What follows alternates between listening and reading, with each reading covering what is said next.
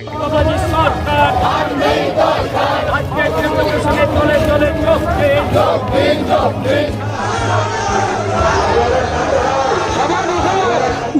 জেলা শাসককে ডেপুটেশন দেওয়া নিয়ে ধুন্ধুমার। জেলা শাসকের অফিসের আগেই বিজেপির মিছিল ব্যারিকেড দিয়ে আটকে দেয় পুলিশ। বিজেপি নেত্রী লকেট চট্টোপাধ্যায়ের নেতৃত্বে বিজেপি কর্মী সমর্থকরা ব্যারিকেড ভেঙে জেলা শাসকের অফিসের দিকে যাবার চেষ্টা করলে পুলিশ বাধা দিলে চরম উত্তেজনা ছড়িয়ে পড়ে বর্ধমান কোর্ট কম্পাউন্ডে। সোমবার বর্ধমান স্টেশনে বিজেপি কর্মী সমর্থকরা জমায়েত হয়। সেখান থেকে মিছিল করে জেলা শাসকের অফিসে যায়। সোমবার জেলায় পাকিস্তানিদের চিহ্নিত করার জন্য জেলা শাসকের কাছে দরবার করবে বিজেপি।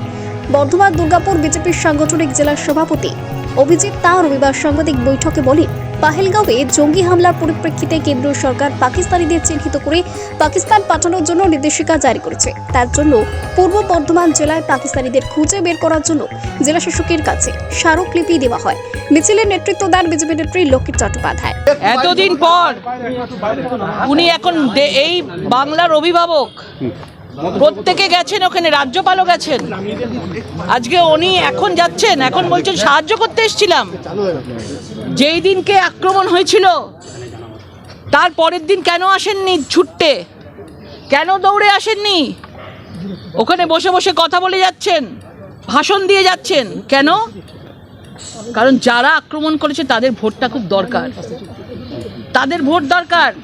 তারা হিন্দুদের বাড়িতে খুঁজে খুঁজে গিয়ে আক্রমণ করে এসছে। তাদেরকে ভয় দেখানো এইভাবে, যেভাবে আজকে মুখ্যমন্ত্রী চুপ করে থাকা মানে হিন্দুদেরকে আগামী ইলেকশনে এরকমই ভয় দেখানো হবে, তারা যেন ভোট না দিতে আসে। এবং এই ধরনের পরিস্থিতি একবার যারা দেখিয়ে দিয়েছে ট্রেলার, ভেবে দেখুন আজকে 500 পরিবার আজকে মালদা, মুর্শিদাবাদ থেকে মালদায় গিয়ে আশ্রয় নিয়েছে। এবং এই প্রশাসন মিথ্যা কথা বলতে পারবে না, এই প্রশাসনই তাদেরকে সিকিউর করবার জন্য অন্য জায়গায় নিয়ে গিয়ে তাদের স্কুলে রেখেছে।